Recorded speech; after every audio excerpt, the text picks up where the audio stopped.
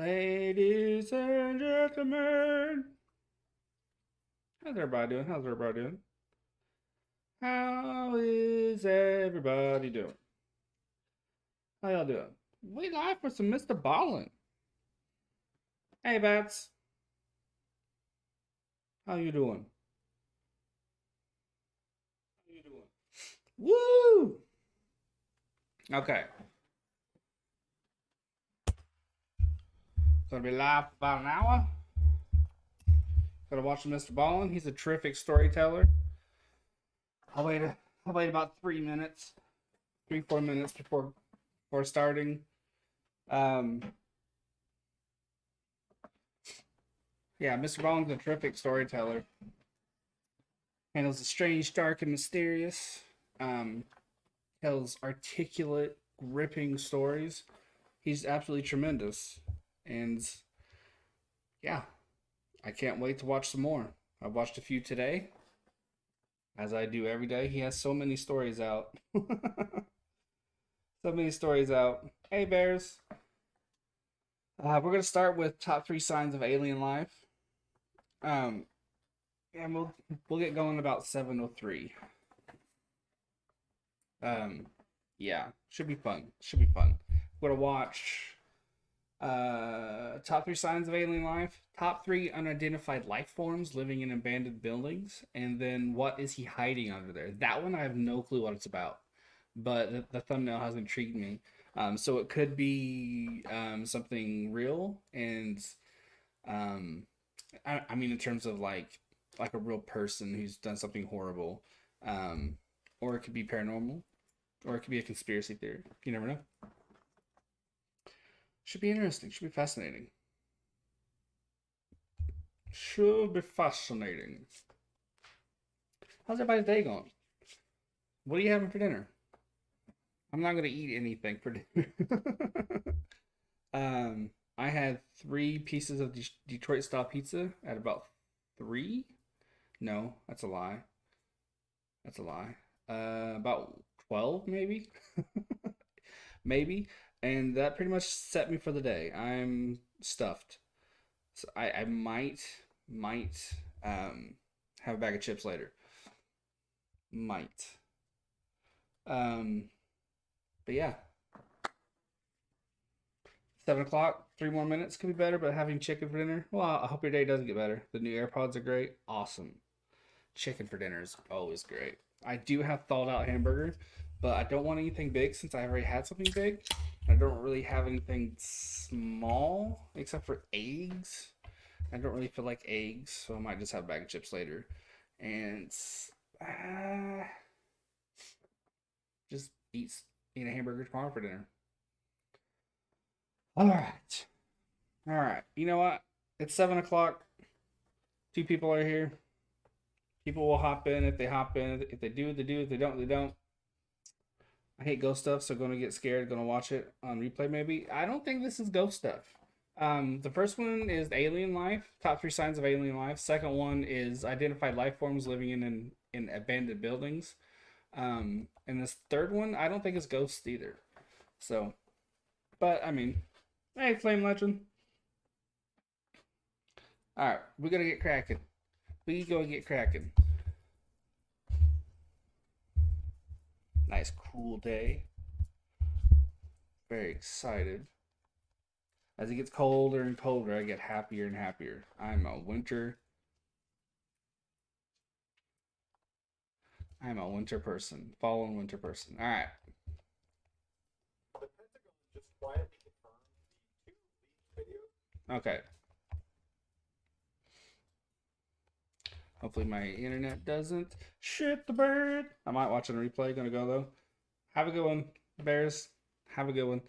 All right. Let's get to cracking. 2017 that showed these strange objects. Let's restart this real quick. The Pentagon just quietly confirmed the 2 leaked videos from 2017 that showed these strange objects whipping around our atmosphere are totally authentic, and to this day, they have no idea what they are. Before I get into today's list, if you're a fan of strange, dark, As for those um, released bits of footage, I don't immediately jump to alien life. I think that the government has seen just how easily uh, the populace has consumed alien alien stories. It's an easy and um, obvious uh, cover, which is weird because anytime something came up back in the day, they would say it was just a weather balloon. But now they're like, wait, people love alien shit, so let's just say, hey, maybe this is proof of alien life. Meanwhile, it's probably like an advanced like fighter drone or something. And mysterious delivery story.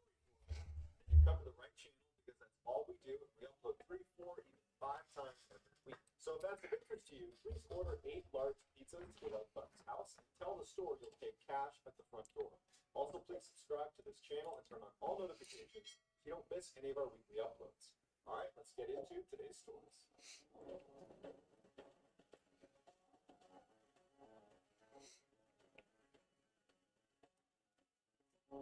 Oh wow, signal. Oh, I remember this. I remember this. Summer 1977, a large radio telescope in Ohio intercepted a very unique signal. The telescope was searching the sky on behalf of an organization called SETI, which is the Search for Extraterrestrial Intelligence, and the signal, although it only lasted 72 seconds, fit the profile of a message beamed to us from another world. Jerry Amon, who was a project scientist for SETI, was flipping through some of the computer printouts generated by the telescope when he noticed a series of letters. Now, the way this particular radio telescope worked is it pretty much constantly picked up a signal, but that signal was a very low background hum of static. And that was represented in 0, 1, 2, 3, 4, 5. All those low numbers are representative of that basic background sound that they just write off. It doesn't matter. Occasionally, the telescope would pick up a higher number on the readout, like a 7, 8, 9, and even above that, it transitions to letters to represent louder radio signals. Wow. But all of those higher signals had a rational explanation. Either they were anomalous or they were tied to something very natural and ordinary. But that particular night in 1977, as the telescope swept across the sky, it picked up a signal that was so strong it surged past 0 through 9 and made its way into the letters all the way up to the letter U, and it held it for 72 seconds, representing a signal that was 30 times stronger than what this telescope normally picks up as its baseline. And after those 72 seconds, the telescope eventually passed it, and that signal dropped all the way back down. So when Eamon saw this amazing string of letters representing this radio signal, he circled it in red ink and wrote next to it, "Wow!" exclamation point. Yeah. From that point forward, this transmission became the wow signal. One of the main reasons the wow signal was not immediately cast out as some anomaly or chalked up as some other natural occurrence is because of what we understand about radio wave transmission. The goal of this radio telescope was to try to pick up radio signals coming in from other worlds. And so the way they did that is they opened up a whole bunch of different channels, receivers, they had 50 of them. And anytime they were aiming their dish in a direction of the sky, if there was any radio waves coming towards them, they tried to capture them on different frequencies. If you were aiming your antenna in a direction where natural radio waves were coming towards you, it would hit one channel and then diffuse over adjacent channels because it's not a targeted radio wave. It's natural. It's more like a shotgun blast. Non-natural radio waves, like the ones we're familiar with, we listen to the radio, listen to music, those are targeted radio waves, meaning when they were sent out in a very narrow band. They were sent out on a single frequency.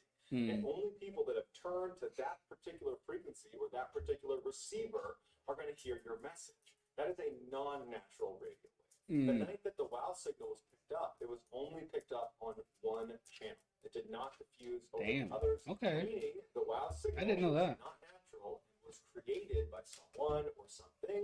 And for the SETI researchers that are literally combing the sky for signs of extraterrestrial life, this is exactly what they were looking for. I wonder if, because we've been sending radio waves and all sorts of shit out into space for a long, long time. I wonder if maybe something didn't inadvertently get bounced back to us, and that's what we got. It is what an intelligent life form would do to try to communicate. It would use one radio frequency to demonstrate this is intentional. But despite decades of professional and amateur astronomers searching the sky for this wow signal, it's never been found again. While there's many theories about what could have caused the wow signal, obviously ranging from extraterrestrial life to a comet that passed by in 1977 that we only recently knew about, to a secret spy satellite, the bottom line is, to this day, we cannot adequately explain it. It remains the best evidence of alien communication ever obtained. Pentagon UFO footage. There is a taboo that is held in the scientific and academic communities, as well as government, news media, and all modern institutions. And that taboo is on taking UFOs seriously. As a result of this societal conditioning, many people simply don't believe in UFOs. And those same people will view others that do believe in UFOs or who are open-minded to it as the crazy people. So that's the perfect cover-up if the government's making advanced aircraft. They've been whipping around Earth for some time. But because of that taboo, scientists and politicians, they don't want to do the research to figure out why they're here because it's career suicide. And what's worse is there's all sorts of programs, like I'm going to tell you about in a minute, that are designed to keep people conditioned to believe that everything is ponies and rainbows, and there's no aliens, there's no UFOs, there's no anything but Earth. In 1952, a CIA group called the Psychological Strategy Board concluded that the people in the United States are prone to mass hysteria when it comes to UFOs, and that we should be actively debunking any organization or person or group that is trying to get to the bottom of UFOs or other unexplained phenomena. It seems like the reasoning behind this was to protect the public from themselves. They did not want the public to I don't know about discover protect. something as momentous Hide, more as like the it. discovery of a UFO that is connected to extraterrestrials or some other unexplained phenomenon. They didn't want the public to discover that. They wanted the government to make that discovery so it could be controlled, the narrative could be controlled. Can be and they could controlled. protect Yep. the public from falling into mass Not to protect, hysteria. but Now, while we don't to hide. know if the government actually listened to this recommendation and began aggressively censoring any group or organization that was trying to get answers about UFOs, what we do know is that the government at the same time was investing real money to do their own research about UFOs. In December of 2017, the Pentagon had to come out and confirm the existence of a particular program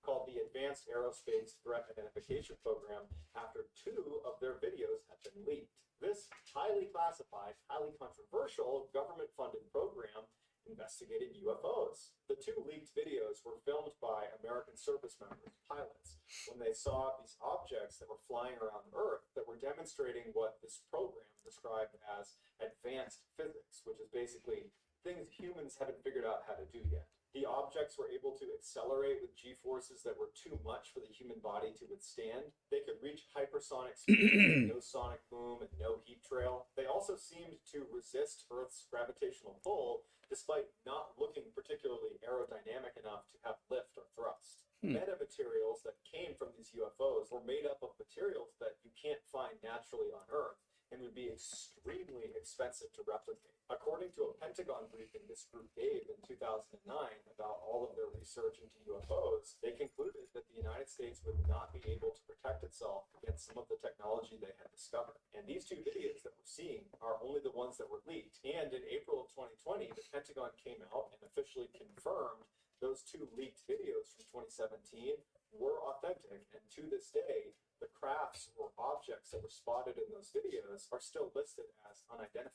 They wouldn't say that unless they made sure it was not just another military craft or some other conventional explanation, meaning, really, we don't know what these things are. Here are the 2 video clips.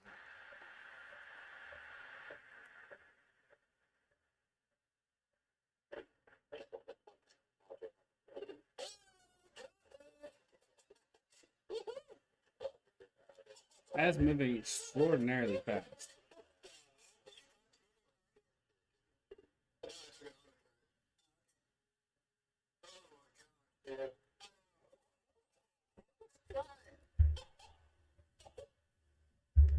Let's go ahead and move me real quick, guys. Let's go ahead and move me, my big dome.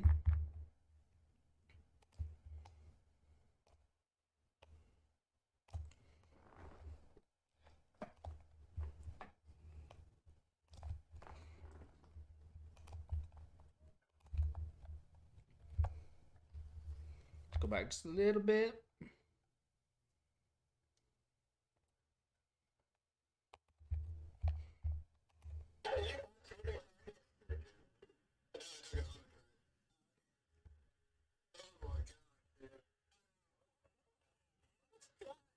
How fast that's moving.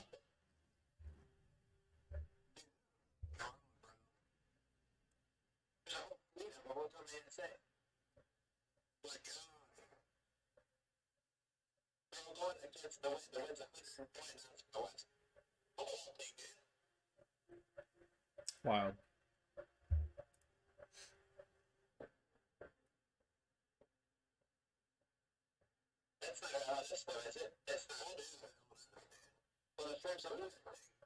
Look at it rotate.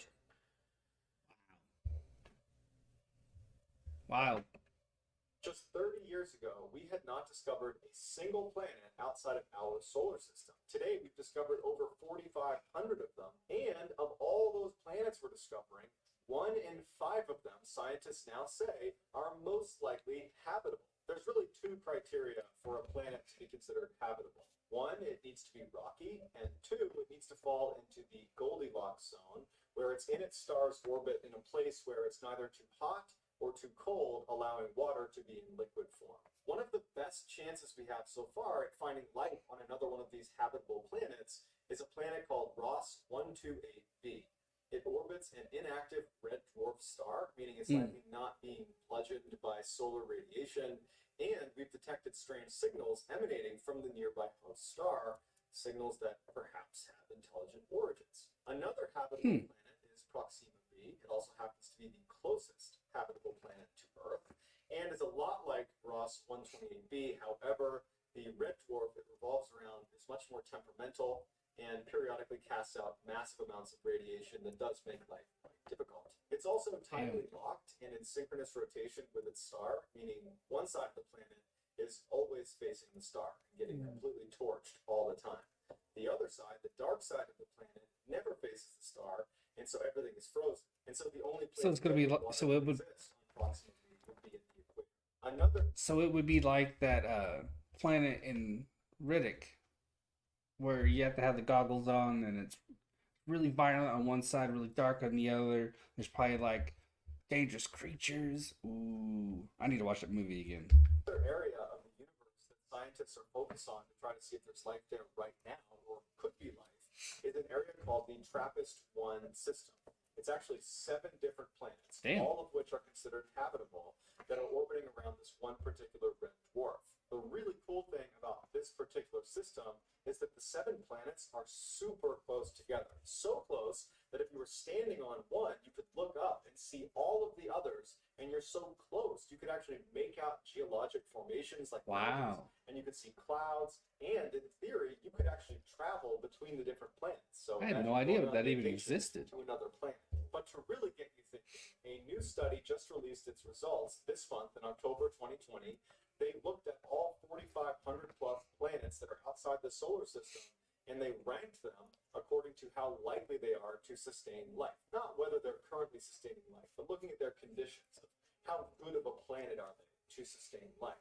And out of the 4,500, there were 24 at the top of the list that not only can sustain life, but actually can sustain life better than Earth can. They are considered super habitable, and they are literally better places to live than Earth is, which is definitely a foreign concept for most people because they think of Earth as like this oasis in this vast universe where everything lined up perfectly to sustain human life. And already, just out of the 4,500 planets that were reviewed that have only been discovered in the past 30 years, right? There's lots more planets out there.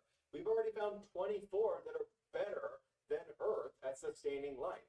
So what happens when we discover there are millions, if not billions of planets out there? Just probability alone says there's going to be a heck of a lot more planets out there that are better at sustaining life than Earth, which really forces you to come to terms with the reality that almost certainly we are not alone. So that's going to do it, guys. I hope you enjoyed today's video.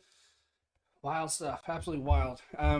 Yeah, I think soldiers aren't necessarily going to know about government projects, so I think what better way to hide what you're doing to let the rumors of alien life run rampant. The best, easiest, most reliable cover up you could ever ask for. Um, as for the wow signal, I didn't know that the frequency was that specific and was that sustained. It's very, very interesting. If it was extraterrestrial in origin, um, in the time since, from then to now, why hasn't there been more?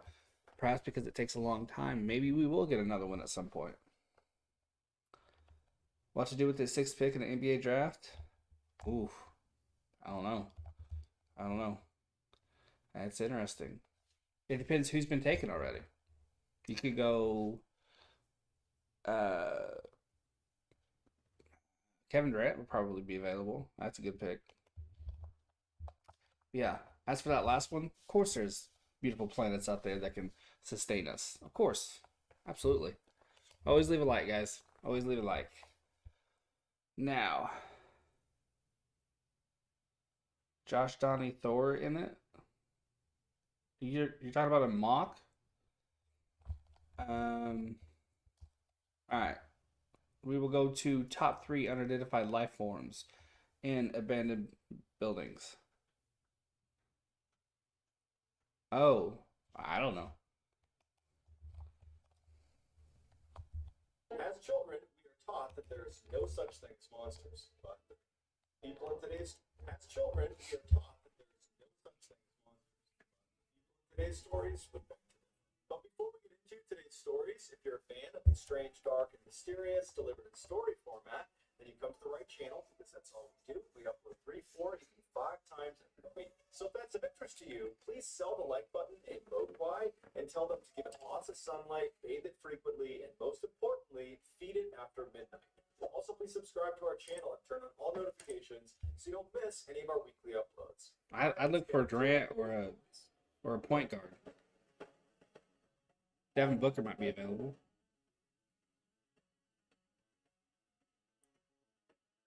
Bones. In 2017, an electrician named Pete had become accustomed to doing work in basements and sub-basements of older buildings in Baltimore, Maryland. He discovered that many times when he worked in a stretch of older buildings right next to each other, that in the basement or sub-basement, there would be a stretch of tunnel that connected each building to each other, kind of like a common door in a hotel room. One day, Pete was asked to install some new lights in the sub-basements of 3 very old buildings that were all right next to each other. Apparently, someone had purchased the entire building complex after they had sat there abandoned for some time. When Pete arrived, his foreman, whose name was Mike, was waiting for him outside the farthest east building. And so Pete got out, walked up to the building, and Mike led him down to the basement and then down another flight of stairs into the sub-basement. The first thing Pete did was pull his flashlight out and look around and see if there was a tunnel connecting to the adjoining buildings, because if there was, it would make his life a lot easier. And sure enough, he shined his light Yeah, and sure. there was a tunnel. So he knew he wouldn't need to lug his gear up and over after he was done with each building. After that, Pete and Mike set up floodlights inside of that first sub-basement they were going to be working in, and then they put their gear on and they got to work. After a few hours of Pete being really focused on what he was working on, he looked up and realized Mike was gone, and he assumed he must have gone upstairs for a lunch break. And Pete, who had had a really big breakfast, wasn't that hungry, but wanted to take a break, so he decided instead of eating, he would just go explore the other sub-basements. So Pete walked over to that first tunnel that went into the second building. He walked through it. It wasn't very far, maybe 5 or 6 feet to get into the next building. Once he got into that second building, it was totally dark because neither he nor Mike had actually gotten in there yet. And so Pete pulled his flashlight out and he scanned around the room, and he saw directly on the other side, still going west across the building complex, was yet another tunnel connected to the third and final building. And so Pete walked through the second sub-basement, shining around, looking for anything interesting. There was nothing down there. He got to that tunnel, he walked through, and he entered into the third and final room of the entire building complex. And so he lifted his flashlight up and he scanned around the room, and he was shocked when on the other side, still going west, as if there was a fourth building, there was another tunnel. Pete kept his flashlight trained on this tunnel, and he's thinking to himself, did I get something wrong here? Is there really 4 buildings? Because I'm almost positive there was 3. There shouldn't be a tunnel over there because there's no more buildings. And so he's really intrigued. And so he keeps his flashlight up and he starts walking across the room towards this tunnel. And he gets about halfway across this sub-basement when he hears someone's voice come out of this mysterious tunnel. And it sounds an awful lot like Mike's. And Pete would say that his initial reaction to this was, oh, I guess Mike must have had his lunch break and then come back down here and started doing the same thing I'm doing, exploring the other sub-basements. And so he's already checked out this tunnel and he wants to show me what's down there. So Pete walks over to this tunnel and he shines his light inside, and right away he can tell it's different than the other two tunnels he's walked through, because those went straight across, and this tunnel he's looking at goes down and kind of bends off to the right. And so, totally unconcerned, because he believes Mike is down there already, he starts walking. Don't go down there, dude. Tunnel. Don't go down there. For a couple of minutes, just straight down into this tunnel, he finally walks into this huge room with 20-foot high ceilings, and he lifts his flashlight up and he looks around, and there's no Mike, and he yells out for him. He doesn't hear him, but he noticed in the middle of the room were all these small animal skeletons that had been Get out! in a big Get out! On the ground. Out! And as he scanned across the ground with his light, he came to the right side of the room at one of the points of the triangle. And at the top of that point was this large dog-like skeleton lying on the ground. It looked as if the triangle was more like an arrow, and it was pointed at this one large dog. Pete went back to looking around the room, and he saw right across from him was another tunnel entrance into more unexplored passageway. Go, leave, And for leave, a second, leave. he thought about just turning around and leaving, because this whole thing was starting to give him the creeps. But then he heard what sounded like Mike's voice again, calling. Bruh, it's luring you, man. And so he decided, okay, get out of there. A little bit farther to see what Mike wants. And so he carefully walked across this room, being careful not to step on any of the bones. And right before he walked into this new tunnel, he pulled his phone out in case he might have service, and he could just call Mike and see what he wanted. But he had no service on his phone, so he entered the new tunnel. Unlike the other tunnel that went down the whole time, this new tunnel was totally flat, but it was a little bit more narrow. And so as he's walking, it's kind of zigging and zagging, and it's just getting a little bit tight on his shoulders as he's moving. And after a couple of minutes of walking and yelling out for Mike and not hearing from him, he just stops and he just thinks, is this a good idea? Should I keep walking down Should have thought that 5 minutes ago. Or should I just go back and meet Mike back up in the sub-basement? And as he's standing there facing away from the direction he just came, he thinks he hears something behind him. So Pete turns around and shines his light, and there's no one there. He yells out for Mike, and Mike doesn't yell back. And then Pete hears the faint clicking sound of something moving on all fours in the chamber he had just come from. And he's thinking to himself, what could have gotten down here? There's only one way in, and I've taken the other tunnel. Did I miss some dog that was staying in the middle there? I think I would have seen an animal that was moving around. And so as he's thinking about this, he realizes the clicking sounds have stopped. It's gone completely silent. And so he stops, and he's just intently listening. And then all of a sudden, whatever it is out there starts running at full speed down the tunnel towards Pete. And so Pete immediately turns around and starts sprinting down this unexplored tunnel. All he hears behind him is this animal at full sprint, grunting and bouncing into walls as it gains on him. And finally, after what felt like an eternity, but was probably only a few seconds, Pete gets to the end of this tunnel and he sees it's a small flight of stairs to a large metal door. He runs up and he grabs the door and he tries to open it, and it opens. He runs outside, pulls it shut, hears it click, and then he sinks down with his back against the door, Wow. up against it to ensure it stays shut. And as Pete is You got lucky. he hears this thing come barreling into the room where this door is, and it slams into the door. He feels it shake the door forward, but the door holds. And then whatever it was just lost interest, turned around, and left. Even though this animal appeared to be gone and the door appeared to hold, Pete stayed sitting with his back up against the door for a couple of minutes while he composed himself. He really didn't know what to make of what just happened, because he's thinking to himself, that animal had to have been huge. It just nearly barreled this door down. I felt the whole door. And it almost got you. I mean, if that's a dog, that is a huge dog. And also, where's Mike? Mike's the whole reason I went into this tunnel in the first place. He was calling to me. It lured you in, man. And I never saw him. And so Pete's totally confused and he's traumatized. And he's looking around and he's finally taking stock of where he is. And he realizes he's under one of the docks of what would turn out to be the Four Seasons Hotel, which meant he was at least about a half-mile away from where he had started in the sub-basement of those buildings. Pete stood up and made his way up to the sidewalk where he called Mike. And Mike was very confused at what Pete was telling him, because he said, I never went into that tunnel. I never went into the other sub-basements. At my lunch break, I just went upstairs and got a bite to eat. And when I came down, you were gone. And so Pete started talking about the animal he saw. And as he was describing it, he's thinking to himself how crazy he must sound. And he began to realize that it had to be, a stray dog got in there and he just must not have seen it. And that was it. And so after they hang up, Pete is left thinking to himself, If that was a stray dog, then what were those bones arranged in that triangle for? And why do they seem to be an arrow pointing at that other bigger dog? And also, who was yelling to me inside of the tunnel if it wasn't Mike? But when Pete and Mike got back to those old buildings, they did not do any more exploration. It was like they were just not going to talk about what happened. Instead, they put a fold-up table in front of that tunnel that led down to the room filled with bones and whatever animal was down there, and they rushed the job in all the sub-basements, cut all the lights up as fast as they could. The last thing they did was they moved the table back out of the way and ran up out of the building and never looked back. Damn. There was a large factory on the outskirts of Cleveland, Ohio, that used to be a prominent rubber company, but in the late 1970s, when they closed down business, nobody else leased the factory space, and so for decades it remained untouched. In the 1980s, a boy named Kurt was born in Cleveland, and from a young age, he was fascinated by this abandoned factory. He really wanted to see what was inside, but his dad would never take him, saying it was way too dangerous to go in there. And so over the years, Kurt still wanted to see what was inside, but his fascination with it kind of waned because he was never allowed to go. Then, in the late 1990s, when Kurt was in high school, he happened to be walking by the factory after leaving a friend's house, and he stopped. And he looked at his watch, it was 8 p.m. He didn't have to be home for about an hour and a half, and he looked up at the crumbling brick building, and you're gonna go into an abandoned factory at 8 o'clock at night. Hell's wrong with some people? Thought to himself, you know what? It's now or never. I have to see what's inside.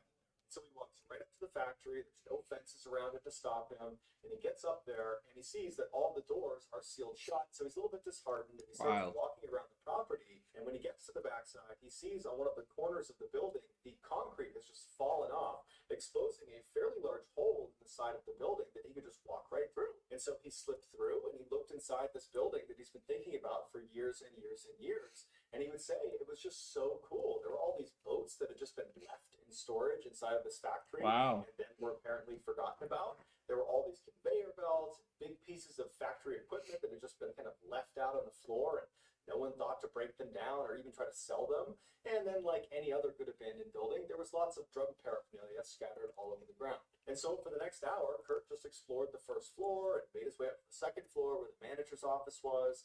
And all in all, it was just a really awesome experience many years in the making. And at some point, he looked at his watch, and it was getting late, and he realized he needed to leave. And so as he was getting ready to leave, he could have sworn he heard the sound of music being played from somewhere in the factory. And so he stopped, and he turned around, and he just listened for a second to see if he really was hearing music. And he was. It was someone playing the blues somewhere in the factory. Because Kurt had obsessed over this factory for so many years, wondering what was inside, now that there was some mystery about what was in here, he couldn't just leave. He had to go look and see where that music was coming from. And so Kurt began walking across the factory floor in the direction where he thought this music was coming from, and he reached a wall that was covered by a big blue tarp, and that's where it seemed to be coming from, like it was coming from the other side of the wall. And so he went up to put his ear against this wall, and when he did, he almost fell into the tarp, because behind the tarp was actually a stairwell that led down into the basement. And so, again, because Kurt was so fascinated Don't do it, man. He had to see what was down there. So he grabs the tarp and he pulls it aside and he starts looking downstairs, and he can tell there's a light on down there. And so he's telling himself, okay, it's possible someone could be down there. Yeah. But again, he's got to go down, he's got to have a look. He pulls the tarp completely aside, he steps into the stairwell, and he begins walking down. And from his perspective, he would not be able to see any of the basement until he got all the way to the bottom. There was no gaps in the railing. It was basically a solid wall all the way down. And when he got to the bottom, he could only turn left. Turning right was just a dead end. Left was towards the main section of the basement. And so he goes all the way down the steps. His heart is racing because he's half expecting to see someone come running up to him. And right before he breaks the corner, when he can actually see into the basement, he takes a deep breath, and then very slowly he kind of pokes his head around the corner and gets a look inside the basement. It's a very odd scene in there, but there doesn't appear to be any people. And so Kurt took the last couple of steps down to the bottom, he turned the corner, and actually got a full look at the basement. And sitting in the middle of the room is a cassette player with the play button pressed down that's playing music. So he's found the origin of the music. And then he starts looking around and realizes on all of the walls are pieces of paper, hundreds of them, that have all been plastered to the walls that all say the exact same 3 words. She gotta run. They're everywhere. Then he looks in the back corner and he sees there is this Wild. large wooden animal sculpture, although he can't tell what kind of animal it is, but clearly someone has been hacking at it with a hammer or a saw or maybe both, and it's been burned. It looks like someone's been taking a lot of frustration out on it. And then in the other corner, away from this animal sculpture, was this chair that appeared to have been removed from a school desk. And it was angled towards the corner of the room. And then behind it on the ground was this massive stack of VHS tapes, and each of them had a woman's name on it. And Kurt, from a distance, could only make out one name, which was Jessica. But he could clearly see there was a bunch of other tapes with different names on them. Kurt suddenly was not feeling brave anymore and wanted to get out of there immediately, because at this point, he's pretty certain that whoever's down here is not a good person. They got some bad stuff going on down here. And so he turns around and he starts walking up the stairs. He makes his way across the factory floor, and he finally gets to the crack in the cement, and he makes his way out, and he's out to safety again. Even though Kurt was really excited about having finally explored the factory, on his walk home, it dawned on him that while he was there, someone had to have manually pressed the... They knew someone was in the building, and so they hit play hoping to lure that person. And I guarantee the only reason why that dude's alive is because he's not a woman. That's probably how that serial killer kills his victims. Music, because it wasn't playing when he got there.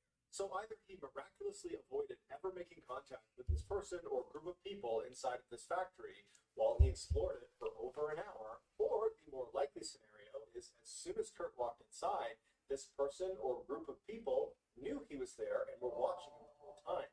And maybe when they hit play on that cassette player and started playing that music, that was just an attempt to lure Kurt down into the basement. Who knows what would have happened if he had stayed even longer? And who knows what's on those VHS tapes? To this day, Kurt and all of his friends are convinced he was in the presence of a serial killer. Yep. I would 100% agree with his friends. And again, the only reason he's alive is because he was the dude. If it was a woman that went down there, she'd be dead.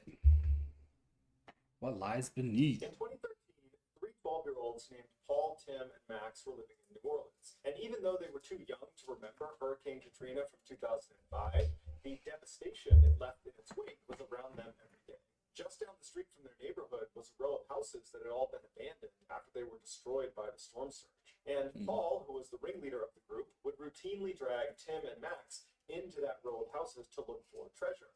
But they rarely left with anything more than some old clothes and some broken kitchenware. One day, Paul told Tim and Max that if they wanted to find some real treasure, they would have to go looking inside of the abandoned hospital. Despite it being completely boarded up, windows, doors, and a huge fence around it, Paul said he had discovered an entrance in the back of the building. Tim and Max were not nearly as excited as Paul about this idea, because all they had heard about this hospital was criminals lived inside of it. And they'd also heard that the basement was completely flooded, and basically the whole structure was not safe. But Paul was really convincing because he told them they were being babies. And so they said, okay, well, we'll go with you then. So the boys drove their bikes a couple of miles over to where this hospital was, and they eventually reached the big chain link fence that surrounded the entire property with no trespassing signs all over it. Behind the fence, they saw this ominous entrance into this underground parking garage that even from the street level, you could look down and clearly see it was totally flooded with gross, stagnant, dark water. But the boys carried on, and Paul led them to a section of the chain link fence that had been cut open. Bring your little kayak in there. Their bikes, locked them up, and then crawled through the gap in the fence and began walking up the small parking lot that led up to the loading dock of the hospital. As they got closer, Paul pointed to a shed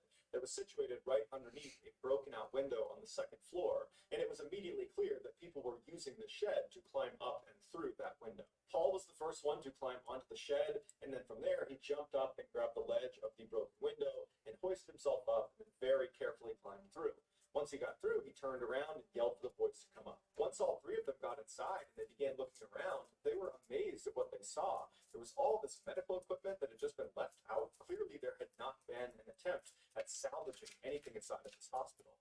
There were even blood samples still sitting out on tables. That day, the boys explored the entire floor they came in on, which was the second floor, and by the end of the day, they left with a couple of random medical souvenirs. Over the following few months, the boys kept coming back to the hospital and had eventually explored every room on every floor except for one, the basement. They wanted to go down there, but even Paul thought it was a bad idea because it was completely flooded with disgusting standing water, and there were no windows that went into the basement, so it was totally pitch Yeah. black. But by the end of the summer, they were getting bored with all the other floors of the hospital. They had seen everything, they had found everything. There was nothing left to explore.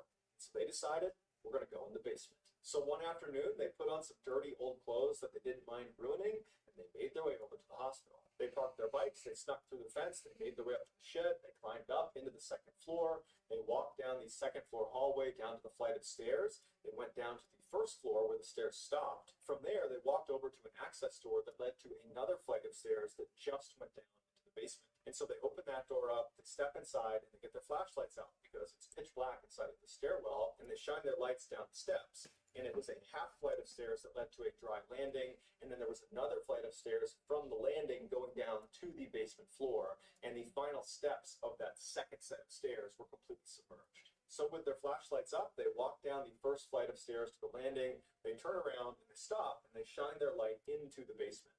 And what they see is just deep, dark, murky, standing water. And from their perspective, the basement was not some huge, sprawling, open space like you would imagine. Terrible to breathe in. Instead, they were looking down at a wall because there was this hallway that ran perpendicular to the stairs. And so it went all the way to the right, all the way to the left, but they couldn't see down either of them. They could only see basically the landing of the stairs. In order to look down the hall, they would need to go into the water and walk a few feet into the hall. And so as the boys are just scanning their flashlights into this murky water inside of this small segment of the basement that they could see, Paul finally says, all right, you know what, screw it, I'm going.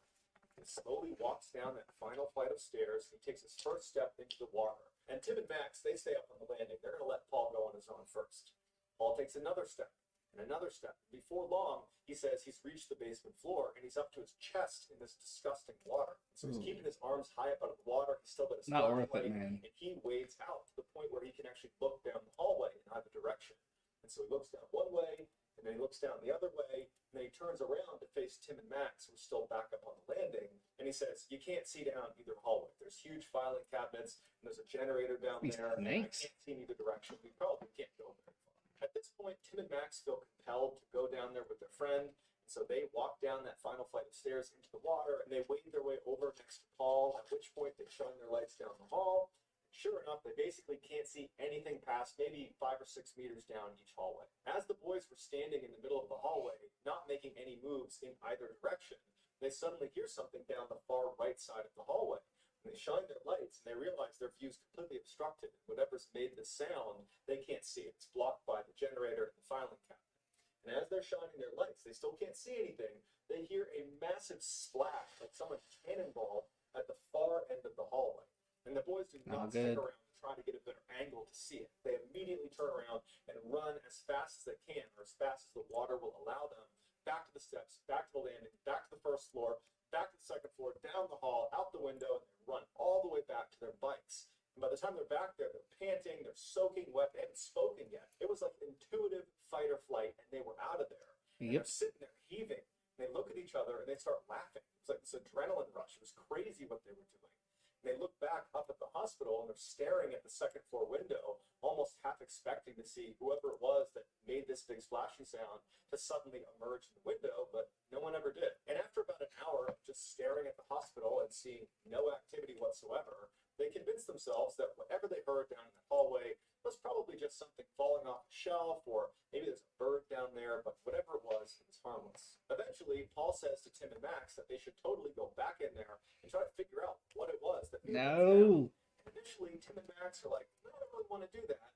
But eventually, after Paul called them babies enough times, they said, okay, fine, we'll go back in the hospital. And so they go back to the fence, they walk up the parking lot, they climb onto the second floor, they walk down the hall, they go down the stairs, they get to that access door that leads down into the basement, and before they just fling it open, Paul gets his flashlight up, he turns the handle, and he opens the door just a little bit and looks inside to see if anybody's in there. And there isn't, so he opens the door the rest of the way, and he, Tim, and Max go inside. Once they're inside, they shine their light down to the landing, and they can still see their wet footprints all over the steps. It's silence inside of the basement. They make their way down to the landing, they turn around, they shine the light into the water in the basement itself, and now the water is completely calm again. There's no motion, it's still completely quiet. And as they're standing there looking, it's clear all of them are hesitating. They don't want to go back into chest-deep, murky, stagnant water, and they also don't know what it was that made that sound. While they were outside, they're really The instincts are telling them, don't do it.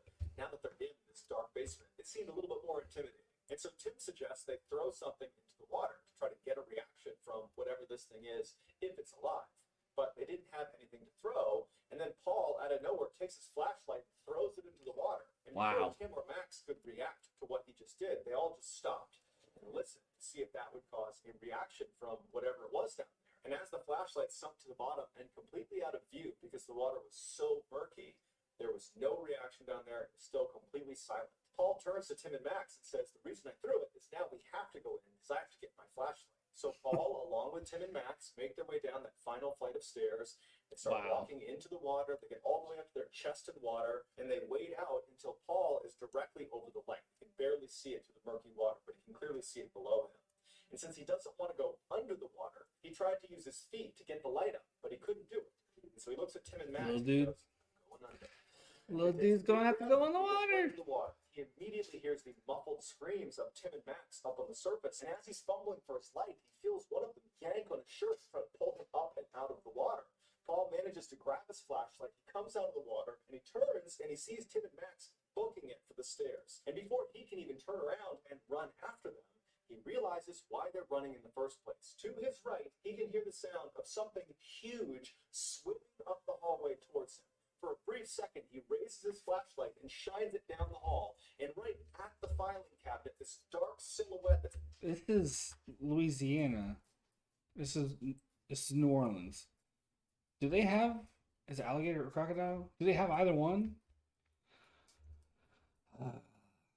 in the water, lying horizontal in the water, is violently swimming up the hall towards him so fast there is a wake of water coming off of him. Paul turns and runs towards the stairs, or as fast as he can go. He's trying to wade through this water that's chest deep on him. He gets to the stairs, he runs up to the landing. He can see his friends are up at the door leading out of the basement stairwell, and they're yelling for him to hurry up, hurry up. They got the door open. Paul turns the corner and runs up to that door, and right as he's leaving, he can hear whatever it was that was swimming down the hall has stopped and is now on the stairs. He goes to the access door, and he and his buddies run upstairs to the second floor. They run down the hallway. They get to that room. They leap out the window, onto the shed, onto the ground, and they run all the way out to the break in the fence where they hop on their bikes and they bike away. And as they're leaving, they turn around to look, and there's no one. There's no one in the window. There's no one outside on the property. Whoever or whatever was chasing them is still in the hospital. The boys believe it was an alligator living in the basement of this hospital, but they never found out for sure. While they continued to urban explore around New Orleans, they never went back to that hospital. At the time of flooding, there was so much water, it makes sense that an alligator can get in there. And the fact that it's never drained, there's no reason why it can't sustain itself. How it would eat, though, is a question that I have. So that's going to do it, guys. If you found the secret... Alright, I'm just going to do the two because my dog's got to go for a little walk. And these were extraordinary. These were a lot of fun. I had a good time. I know y'all are going to enjoy this post live. So thank you for watching. Hit that like button. Hit that subscribe button if you haven't yet. I will be back next Tuesday for some more. Might switch it up and do something other than Mr. Ballen. I'm happy to take recommendations. So if you have any, drop them. But for now, I'm going to peace out. Y'all have a good night.